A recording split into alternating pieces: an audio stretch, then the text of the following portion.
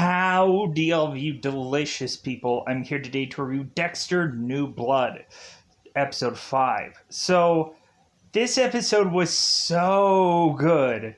Oh my god, was this episode so good. We have more than one ghost stepping back into the fray here.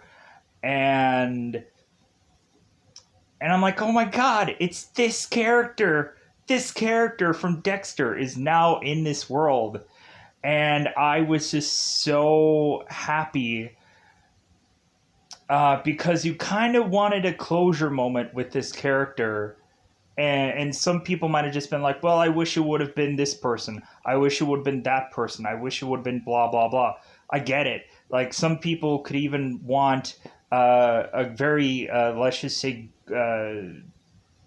goofy character that is to, like, somehow lend its way back onto screen. Who, of course, is to be, like, the CSI character that Dexter had spent so much time with in the Dexter show, but that's not what that character is to eventually come back into the fray here. But with that said, we have this character coming back and tossing a big, huge thing for now our characters to play with, and now to spend some time to figure this puzzle out. So, and I'm going to leave that kind of cryptically sifting in there until we actually get into spoilers. And then I'm going to talk about that right away, because I'm so excited for this character coming back. Because it's a closure moment. And, like, I hope we continue to get closure moments. Just because it's a nice, like it's a nice warm blanket kind of feeling.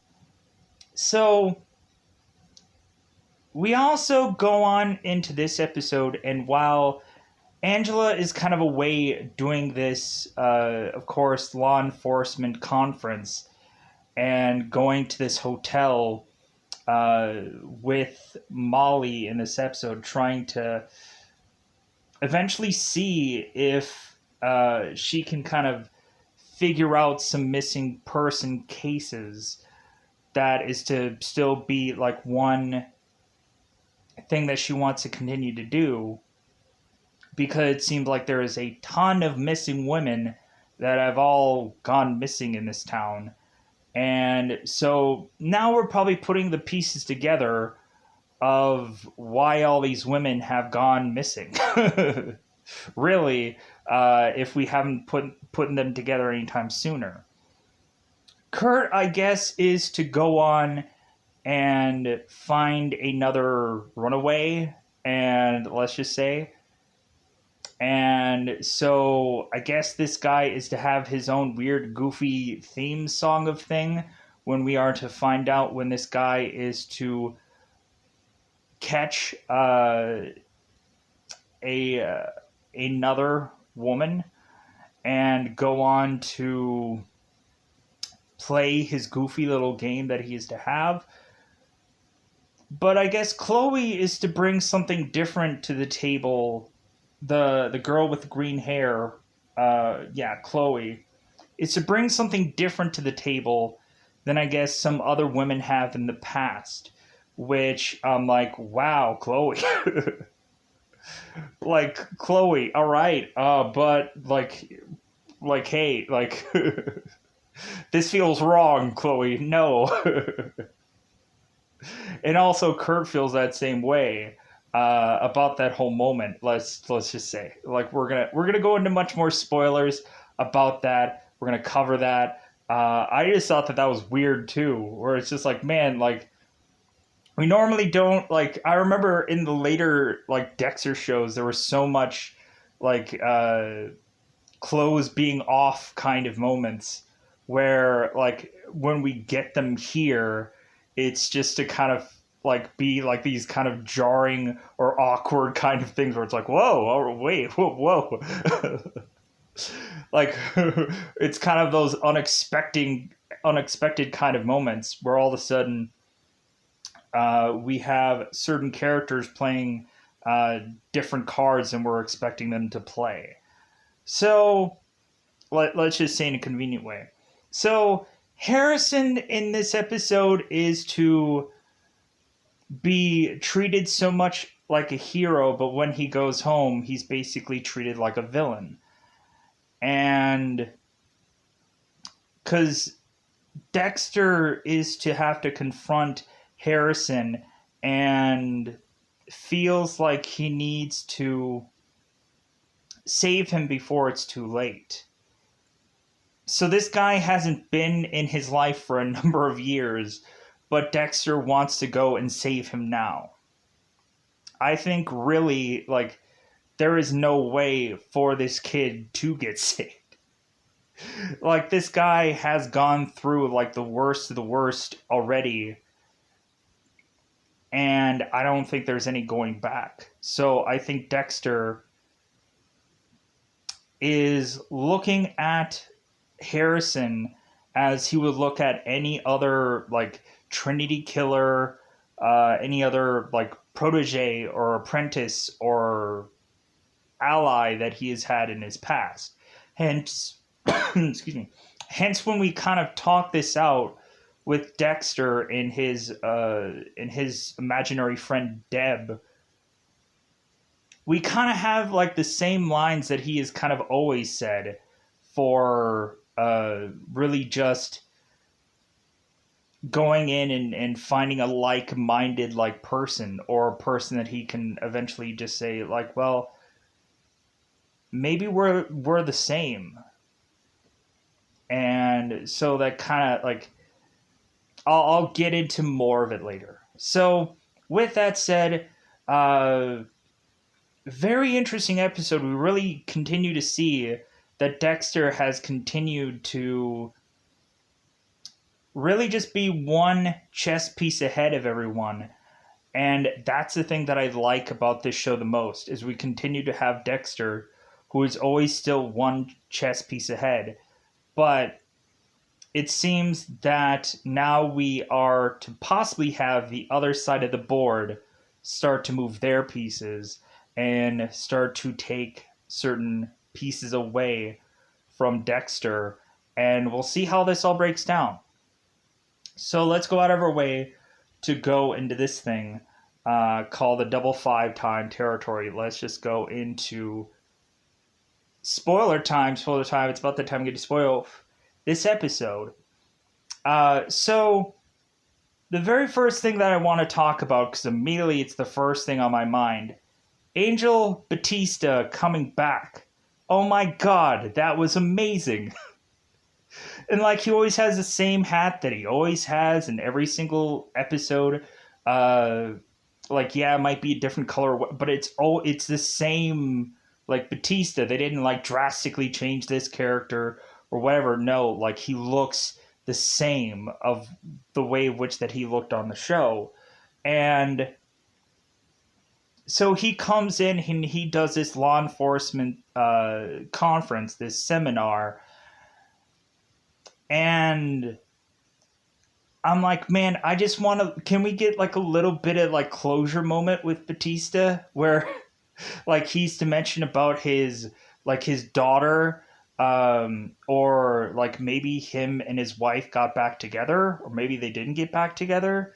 Like, I kind of like would hope that would have been a possibility, that he had come down here with maybe his daughter or something. Like, give us like a closure moment. Like, don't have us have the same actor or like actress or whatever, but like, you can just have it be that like Angel is having like some like closure moment from the previous show, just mentioning something about his daughter, or that maybe he finally went back to his wife. And that would be a pretty good closure moment for this character, if we may not get anything here, which I don't think we will. So, and really him kind of dropping that whole story about Deborah Morgan and Dexter Morgan and then Harrison, and then Angela's like, huh? Like, some person is to be named Harrison in the world too? There's something goofy about this. There's something too coincidental about all this. But let's back up to the very beginning of this episode. So, the very beginning of this episode is to, of course, have Harrison like still going off and being at school, and that is, of course, when they have that whole meeting, and all the kids in the school are going and saying that Harrison is a hero, and they're kind of cheering him on, and he goes and makes this speech about that some people can be either a like a victim or a monster, and like you got to tell between the two things. And so now Harrison is coming back from that, and right before he comes back, Dexter is to be holding, of course, Harrison's blade in his hand, talking to Deb. And so we have, of course, Dexter, who is wanting to eventually become Harrison's Harry in a way, wanting to kind of teach him the right path about doing this, and like the Harry's code of things. And but really just Dexter just doesn't want to be alone. How like he still has to fake like who he is, and it would just be good if he could just tell like somebody everything, and that could be Harrison here. And Deb is like, no, like don't tell him that you have a bunch of bodies like buried in the Atlantic somewhere. Like that's just gonna like mess him up even much more so than you are. Like don't tell him the truth. Don't tell him that. And so there's this kind of like back and forth of kind of Deb blaming Dexter for how Harrison has really turned out here. And like it's such a weird, bizarre thing with both Dexter and Deb compared to Dexter and Harry, because Harry was to always be this like consciousness, and like Harry always delivered things one certain way, where kind of Deborah honestly is kind of all over the place. Like she's comforting Dexter in 1 second, and then she's chewing him out the next. Like it's all just kind of a jumbled like mess of things. And I wish there was kind of like one smooth way of doing this, but I also would say that like Deb is not like that. Deb is not Harry. So I can understand why she's all over the place, but still, like, it seems that like she is to like there's like so much that this character has to do in a short amount of time, but so it'll be interesting to see like Deborah eventually realizing that no matter how many times she's like Jiminy cricketing Dexter here, that it'll be interesting to see where Dexter heads regardless of what Deb says. It'll be interesting if Dex goes and shuts out Deb, and we'll see how like that can possibly play out. I don't know. It'll be interesting to see how this goes on here. So Harrison shows up, of course, to the home, mentioning about his school day, And so Dex is to show Harrison the blade. And so now Dexter is questioning Harrison again about, like, well, hey, like, why did you have this blade? And Harrison's like, well, like, you do realize that I was kind of like thumbing it, like trying to like make it here. So like Harrison had mentioned that he had gotten mugged once, that he was going to be prepared if anyone was going to come back to try and steal anything from him. And so Dexter's like, okay, well, that makes sense, but like, why did you bring this blade obviously to school? And so Harrison has no real answer for that, and so Dexter's kind of like, so yeah, so this is not just some protection thing. We have, I think we just get to the point now where Harrison, I think, is like, his lie is kind of matching his father's lie, where Dexter has like basically lied about who he is and everything about him, where it's starting to feel like Harrison, like the lies are starting to like compile up, and now Dexter is starting to like pull the threads of those lies to eventually have Harrison have no real answer. So it's like, like I'm catching you in something. Like, why can't you just tell me the truth? That's all that Dexter has ever asked. So Harrison, after going and talking to his dad, Harrison is to say, it's like, well, hey, like, these people think I'm a hero, and you think that I'm a villain, and you think that I'm a murderer. Like, the only real liar in this family is you. And so Harrison just kind of storms off as a rebellious youth. That gosh darn rebellious youth. That flim-flarted youth, I tell you.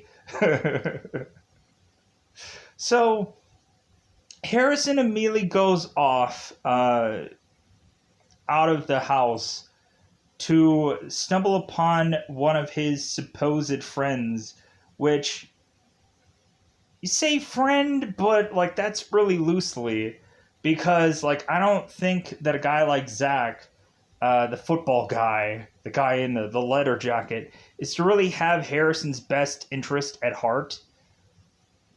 Because it's like, yeah, like we have to just like go on and like celebrate this guy for however freaking long because he saved us. But also we are still reminded that he was to basically like call us like horrible people for like that thing that we had did. So Zach is to say, it's like, well, hey man, like, yeah, like we get it, like we're bad people, but hey man, we're gonna have you come to a party with us. Like, you're one of the cool kids, so like you're gonna come to us to this party. And Harrison's like, okay, sounds like fun. So, but here is the horrible thing about this party. So Harrison goes to this party, and we end up finding out that the party is to be called like the hit list party, where there was Audrey who had taken that photo of the names of which that Ethan eventually wanted to supposedly take out, so to speak. And so all these names are now to be put together in this party, and they're all here to thank Harrison for saving their lives. But eventually, of course, like any normal party, this party gets really out of hand because we start to mix ecstasy in it and like beer and all kinds of things, to the point of eventually having Harrison kind of very, like, you can tell, like, kind of with the way the camera is, it's to kind of show that Harrison is kind of like, whoa, like we have this kind of really close up camera where Harrison is just kind of like jumbling around a little bit, and to kind of give us that effect saying that, okay, like Harrison is probably going to have some problems like holding on to all of this stuff in his system, because he's given ecstasy and he's given this other kind of drug that is to be supposedly opiates, but we find out that it's like something else entirely. So Harrison is finding Audrey in this party, and Audrey is to just kind of check that Harrison is to be okay here, because it seems like he's kind of whoa. So Audrey is like, hey Harrison, are you okay? And Harrison's like, yeah, I'm the hero here. Like, I'm the hero. Yeah. Like, we have Harrison accidentally cutting a woman's leg because this woman weirdly requested to have Harrison carve an H with a knife into this woman's leg. And I'm like, what is this? Like, It? It the remake? Where the one bully kid goes and carves like a initial into the one kid that loves the new kids on the block. Like, is this the same thing where all of a sudden like Harrison is going to carve these initials into this woman's leg, and then later she's going to regret it, because I'm assuming something is going to happen there where eventually she can quite possibly regret that. Why would anybody let themselves, like, yeah, carve into my leg? Why? We really have people that, like, hey, put away the knives and anything dangerous here. Because, yeah, these people are way too high, or way too drunk, or way too whatever. So Harrison goes on and re-meets up with Audrey that's kind of balancing him. And all of a sudden, Harrison, I believe, is to black out. I don't know, like, drug-esh like thing, but, like, Harrison blacks out here. Audrey goes and scrambles to get her phone, because they go and take all the cell phones and they chuck it into some bowl, because it's like, hey, whatever happens in this party stays at this party. We had some girl that obviously, who knows how sober she really was, kind of throwing herself at Harrison, to the point of her basically saying, like, hey, Harrison, you're going to get lucky tonight. And Harrison is just like, oh, that's it's great and all, but like, I think Harrison is saving himself for someone else. So, but also we might see how that might eventually play out in other episodes, whether this woman is going to continue to pursue Harrison, or she's just going to just be like, hey, like, let's just kind of forget that never happened, kind of thing, within other episodes. We'll see how that plays out there. So Audrey is to go and call the police, but she ends up calling Logan. Logan is to come in there and I think perform like CPR on Logan, or on Harrison. And now we of course have Logan, who is to go and I think talk to Scott and ask him where he had gotten these drugs from. It's like, hey man, I'm going to put you in handcuffs if you don't tell me where you got these from. And so Scott eventually gives up the name Miles. And so now they're going after this Miles guy. So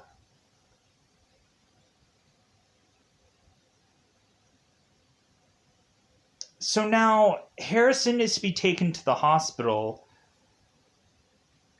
And so Dexter is to make his way to this hospital.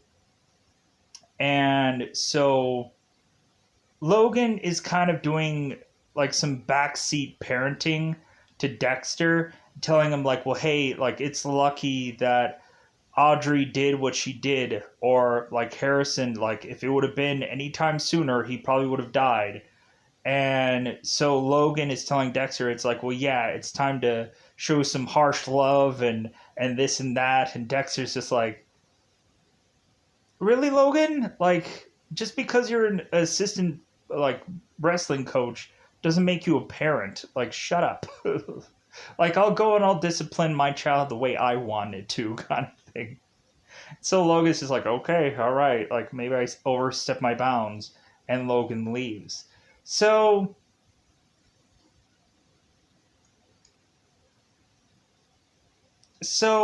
Harrison gets out of the hospital and decides to leave on his own transgression.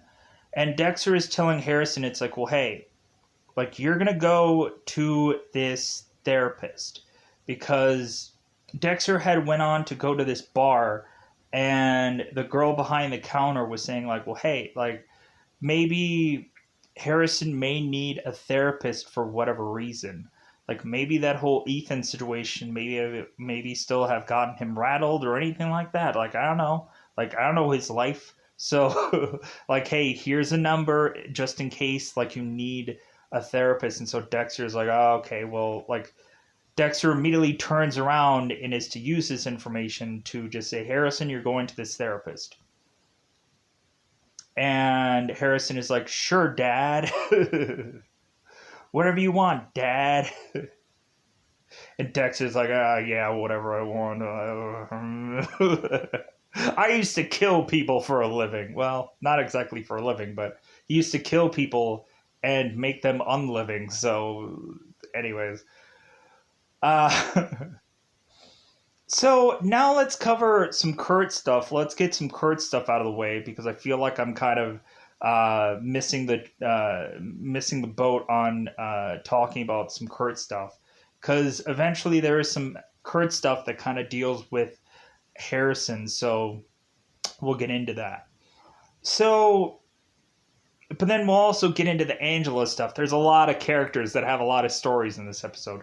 So Kurt is going on, and the girl that had the green hair, Chloe, from the last episode, where she was like, all I need is bus fare. Well, Kurt is going to give her a little bit more than that.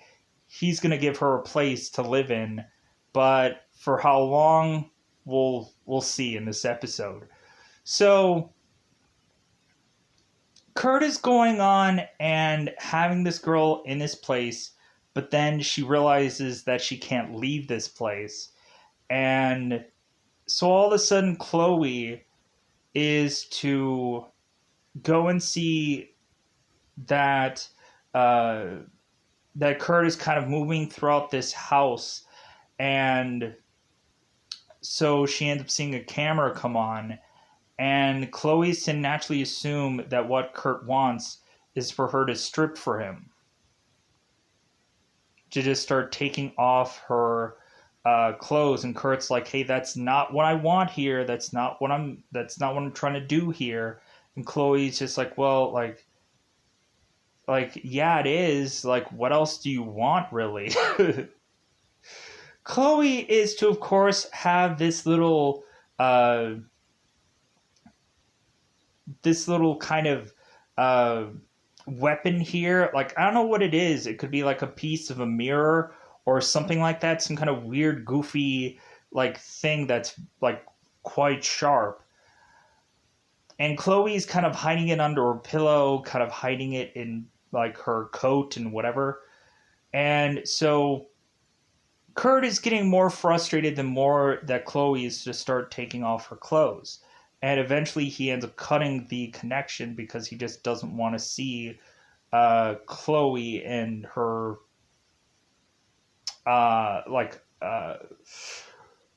amazing body, let's say. Because Chloe.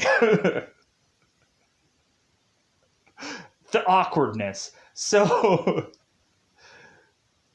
And because it's so awkward, because you're just like, man, this woman, like, yeah, she's attractive. But then we turn around and just be like, no, like, this is kind of like the weirdest. This is wrong. No, Chloe, like, keep the clothes on. So Kurt eventually just gets so frustrated with Chloe that he is going to do exactly what he had gone and done in previous time, which is to go and put his camouflage gear on, his ski mask on, and giving this girl a door to end herself with. Like giving her an opening to just say, okay, now you can leave. And Chloe, I think, would be like anybody where it's just like, well, like, why did you keep me here? Like, why did you kidnap me? Like, this makes no sense. Like, and so instead of her being forced to leave the way that Kurt wants, Chloe is to turn around and say, no, like, freaking make me leave. And so Kurt goes into the room and is to start to, like basically wrestle with her to push her out of this place. And we get where Chloe ends up fighting back and scratching Kurt in the face. Well, not scratching, but like cutting, because she has that thing. So Kurt eventually goes and gets Chloe outside the way he wants it to. But he is not going to get the death that he wants. He's not going to get the hunt that he wants. He's not going to get the technical chase that he's to get. And, like, one, good for Chloe, but two, like, I don't get, like, what happens. Like, this guy's a crack shot, but, like, this guy is really relying on the fact that he can always just, like, shoot this girl from a distance. And plus also, again, like, I don't respect what Kurt is doing here. Just because it's like, oh, like, you just go and shoot this girl from, like, using this gun. And it's not from, like, you're not giving her, like, a 20 second, like, head start or anything like that. Like, it's not, like, it's...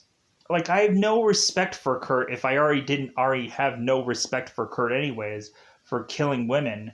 I just don't have any respect for a person that's going to, like, shoot a person from, like, just seemingly 20 to 30, like, yards away. Like, it's just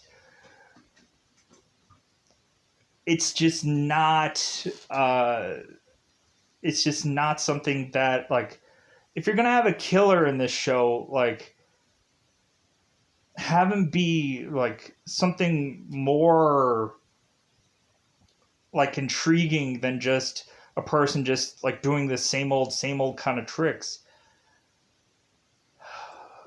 Which, this is just to, like, have a killer, but, like, it's kind of a weak killer, honestly, compared to all the other ones that we've ever had in any of these other shows.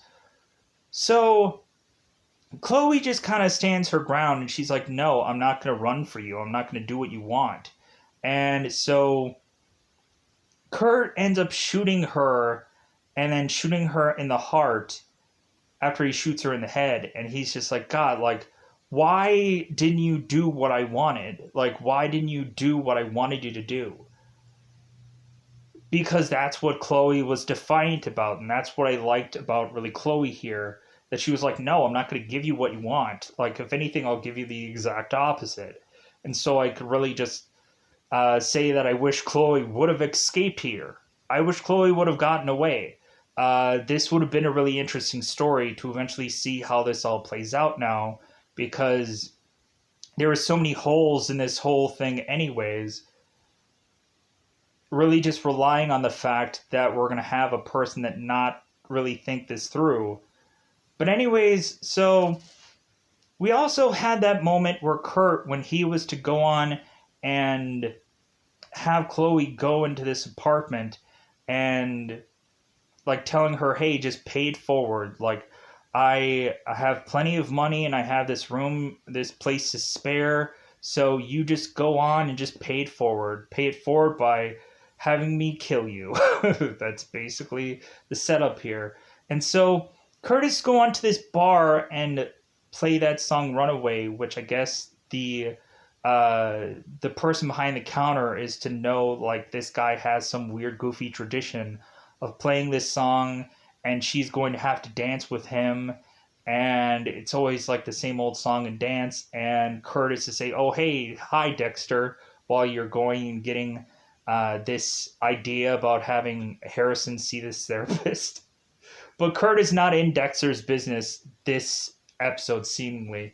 It seems that Kurt is to be much more into Harrison's business, which we see in this episode. So Harrison goes off. I'm gonna save the Angel Batista stuff for last because there's a whole big reveal thing. There's a big juicy part of that episode with the whole Angela and Angel thing. So Harrison, after Dexter is to say, hey, go to the therapist, Harrison is to go and want to run away. Kurt is to be driving around seeing Harrison, is like, hey, where are you going, buddy? And Harrison is just like, well, I'm just going to leave again. I'm going to go somewhere else again.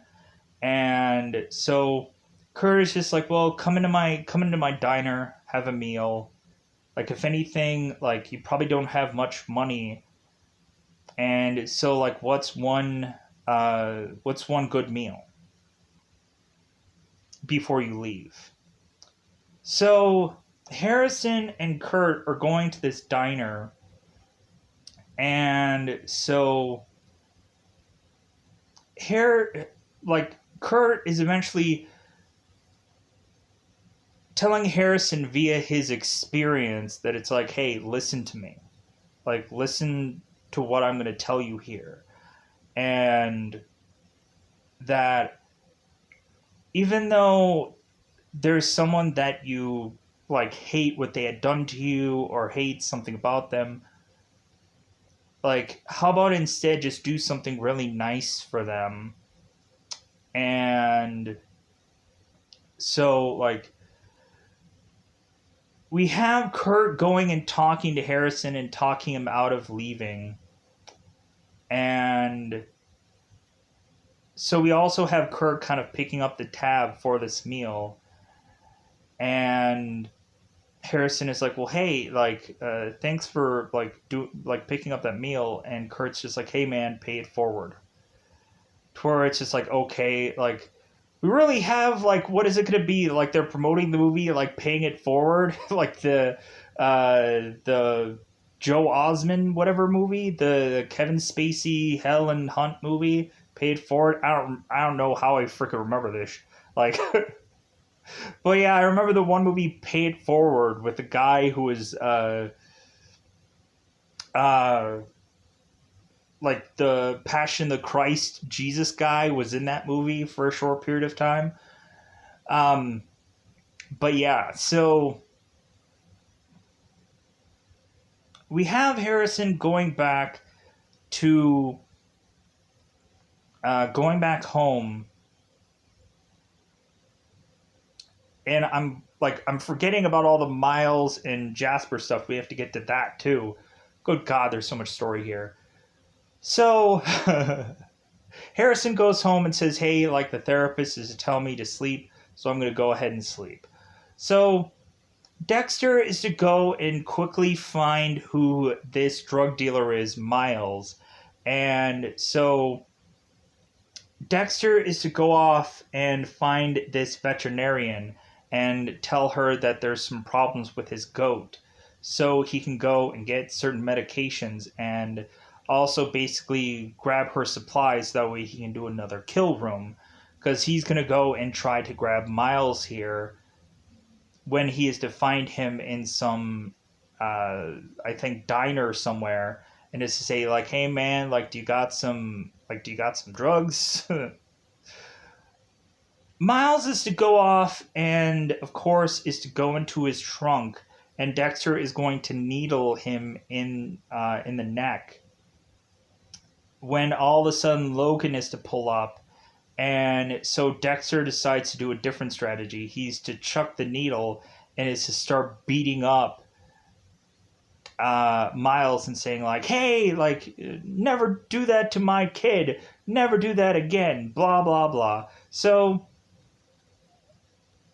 we of course have Logan pulling Dexter off of this guy, and so they arrest him. And so Logan is telling Dexter, it's like, well, hey man, like don't lay another hand on him. Like we're gonna do this by the book.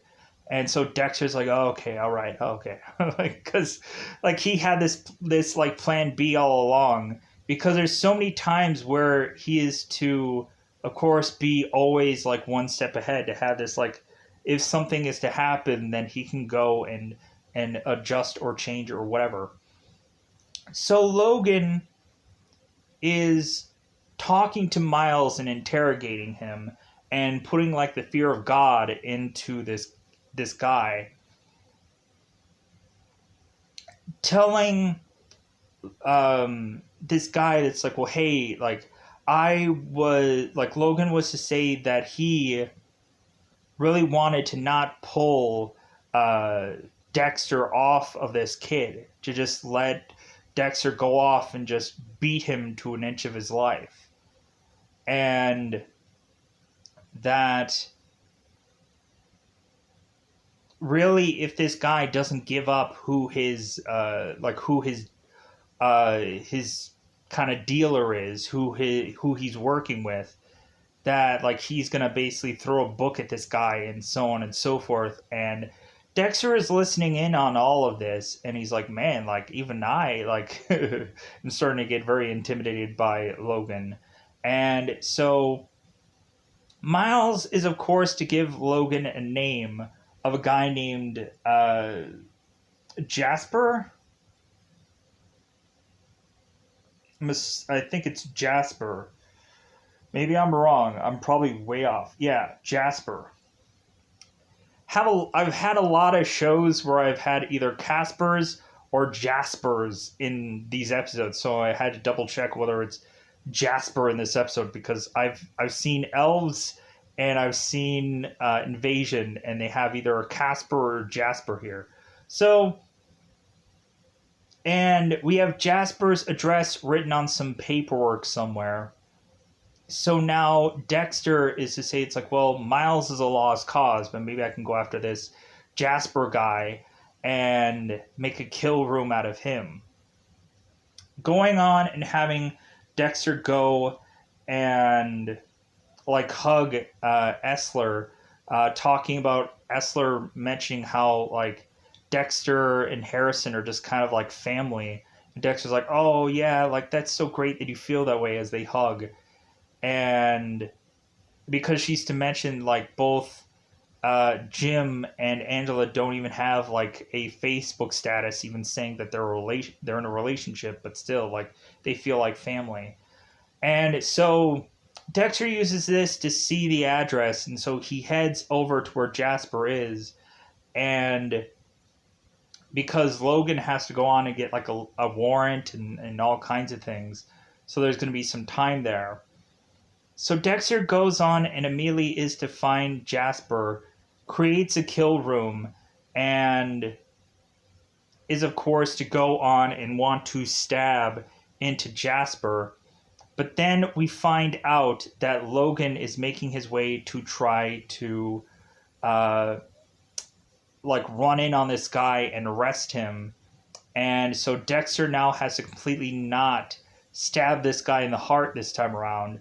And so instead, Dexter goes on and fills this guy's nose full of like drugs and kills him via overdose. And so by the time that Logan and all of his people make their way up to Jasper, he's already dead. But he's dead, and the whole kill room was all cleaned up with all the pictures of all the lives that this guy had supposedly killed. Even if it wasn't by his hand, he still was the guy supplying all these drugs. And so Jasper was to mention that, hey, like, because Dexter mentions that you almost killed my son. And Jasper's just like, well, hey, maybe you're a bad dad. And so Dexter ends up going and putting a gag in this guy's mouth, and he's like, I'm a great dad. Like, we'll see about that. We'll see about that. So we now turn around, and so let's go and cover the Angela thing. Uh, so we have Angela going to this 4 stars hotel because Angela's to find out that Matt had used his credit card to come to this 4 star hotel, or 5 star, 4 star, who cares? It doesn't matter. And so Angela's like, well, hey, I had like a whole number of people going and searching for this kid out in the wilderness and roughing it, and this guy's at some 5 star hotel, like eating like caviar and shrimp and whatever the heck. Like, no, like, so we have Angela who's wanting to go to this hotel to just be like, hey, I want a closure moment here. So Angela goes to this hotel because she's also to do this law enforcement conference on top of that. So she goes to this hotel and they have videotape of when this guy was to leave. And unfortunately, it's not actually Matt. It's some other rando guy who I think is to be um, Elris. Elris, I believe. And so now we have like Angela going like, oh, okay, we're going to take a picture of this guy and we're going to try to find this guy and kind of see what his story is, because he's already gone out of this hotel, so like he's already left. So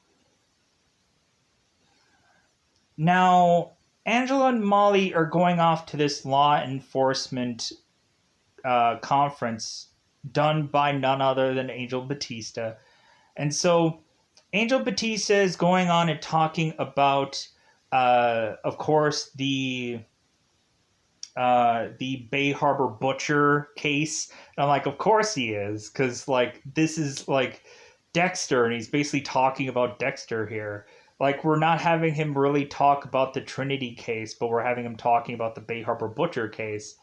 And so Molly's just like, yeah, I remember this case that eventually, like, it was actually Dokes at the end of that story, but like Dex was to pin it all on Dokes. And I was like, oh my God, yeah, like I remember that. And so Molly's going on and mentioning this story, if people don't remember, how eventually it was to be found out that one of Miami's own was to have been this Bay Harbor Butcher character. So and that's like all the way from like the early stages of the show. So after this whole thing is like said and done and wrapped up, we have Angela, who is to see Angel just kind of like sitting around.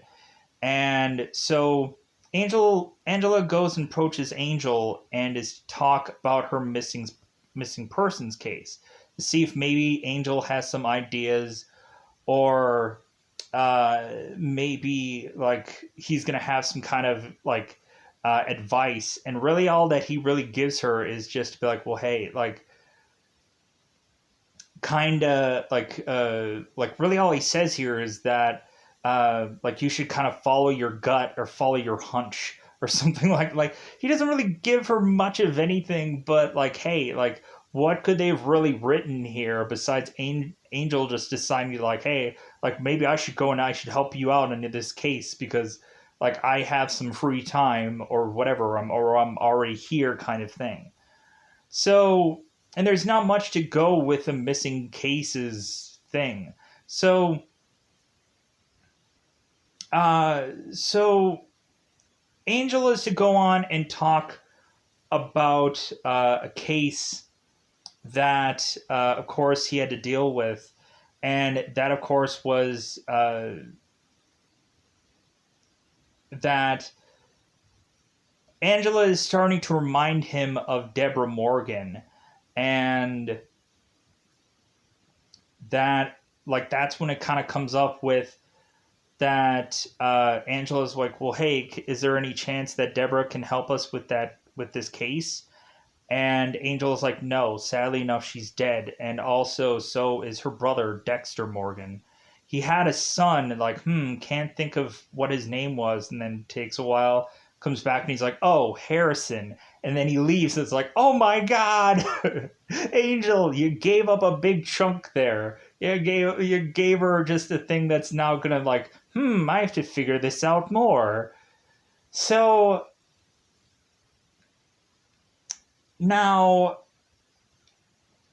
we have Harrison, who was at this party talking to Audrey, and he, of course, was to mention to Audrey that, like, basically, like, rehashing what Harrison had said to Dexter before. Harrison had mentioned to Audrey that he is to be said he's the hero here, but he's living with a guy who is to not be who he says he is. That he's not to really be Jim, is what Harrison is telling Audrey, that Jim is not who he says he is. And so Audrey goes and is to meet up with Angela and is to tell her that Harrison was saying something weird at this party. And so that leads now to have Angela going and finding this newspaper clipping with Dexter's face on it at the end of this episode, which wraps that up. And so it's like, oh my God, like the big, huge nugget of something is here now. And now we're going to see how this plays out. Maybe Jim is to mention that he has a twin brother or something like that. Some goofy thing like that to just kind of play his way out of this or whatever.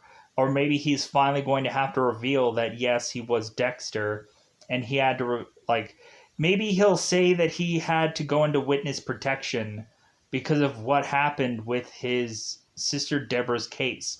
Or maybe, just maybe, Angela is going to let this all kind of sift here and see if Dexter tells her something. The more that she might kind of pluck away at this, because I'm assuming that might also happen.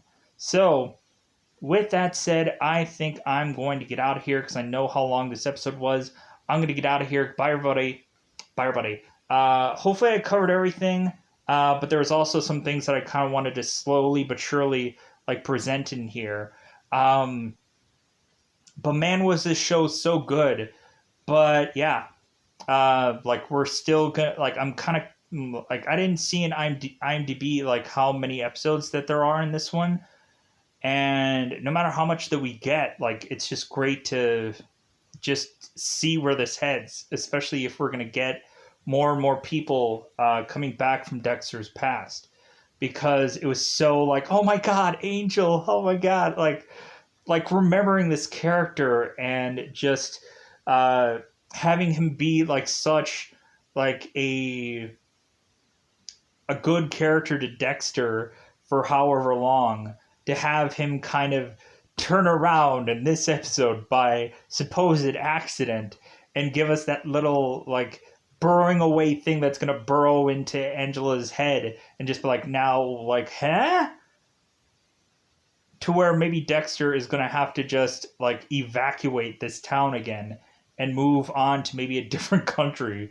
Maybe we're just going to see Dexter in the UK or something, because he's dude, I can't escape. There's no way that I'm not going to be able to have people not figure out who eventually I really am. So it'll be interesting to see how Dexter works his way out of this, but I'm going to get out of here. So goodbye, everybody. Bye, everybody.